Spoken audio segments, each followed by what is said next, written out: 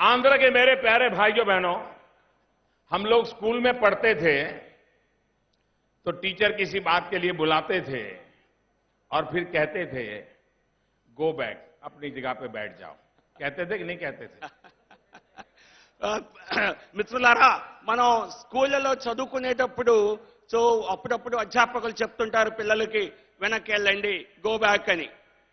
मैं तेलुगु देशम पार्टी का आभारी हूं कि उन्होंने भी मुझे आज कहा है गो बैक, दिल्ली में जाकर के फिर से बैठो। ఈ రోజు ఈ తెలుగుదేశం పార్టీ వారు కూడా డైరెక్ట్ గా కాదు, వారి చెంచాలు చెప్పిస్తున్నారు, అది నా మాట. సో గో బ్యాక్ అని మీరు ఏదైతే అంటున్నారో దానికి మీకు ధన్యవాదాలు.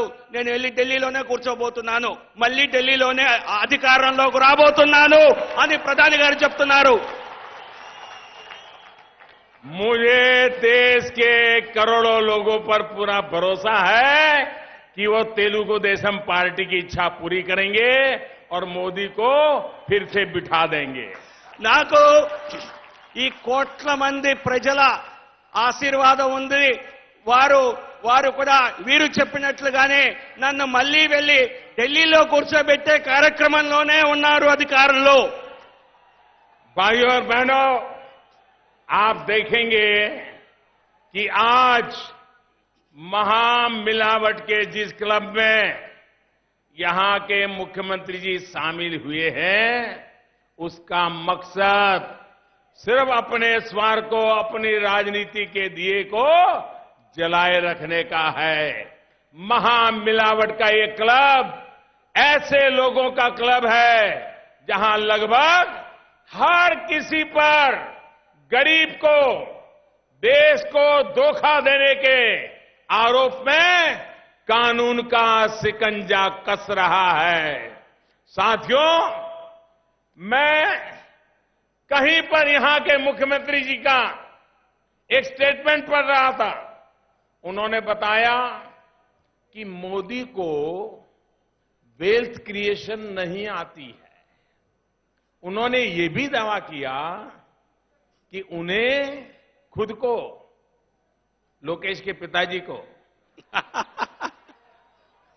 वेल्थ क्रिएशन आती है और वो इसके लिए मेहनत भी कर रहे हैं.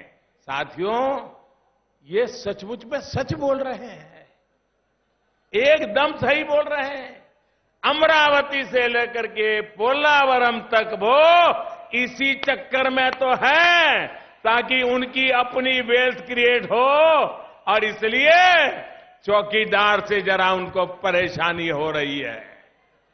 మిత్రులారా, ఏ మహా కూటమి అని చెప్పి ఒక కలుషితమైనటువంటి కూటమిలో వెళ్ళి చేరుతున్నారో వీరందరికీ ఒకటే ఉద్దేశం, తమ స్వార్థాలని కాపాడుకోవాలని, తమ రాజకీయాల్ని మరుగుపడకుండా కాపాడుకోవాలని.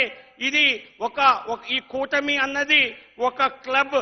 ఈ క్లబ్ ఏంటంటే అందరూ కూడా ఈ క్లబ్ లో పేద ప్రజలకి, దేశానికి అన్యాయం చేసిన వారే, వారిని మోసం చేసిన వారే, అలాగే చట్టం దగ్గర ఎవరైతే ఆరోపణలు ఎదుర్కొంటున్నారో వారే ఉన్నారు. చంద్రబాబు నాయుడు గారు ఈ మధ్య చెప్పారు, నరేంద్ర మోడీ గారికి మాకు సంపత్తి పెంచడం ఎలాగో తెలీదు, వెల్త్ క్రియేషన్ తెలీదు, ధనార్జన తెలీదు అని చెప్పారు. మరి నాకైతే తెలియని మాట వాస్తవమే. ఎవరైతే లోకేష్ గారి తండ్రి ఉన్నారో ఆయన వీటిలో సిద్ధాస్తుడు. అమరావతి నిర్మాణం నిధుల దగ్గర నుంచి పోలవరం నిధుల నిర్మాణం దాకా అన్నిట్లోనూ అనేక రకమైనటువంటి ఇబ్బందులు ఎదుర్కొన్నారు. ఎందుకంటే నేను వాచ్మ్యాన్ లాగా, చౌకీదార్ లాగా చాలా ప్రశ్నలు అడిగే తత్వం ఉన్న మనిషిని.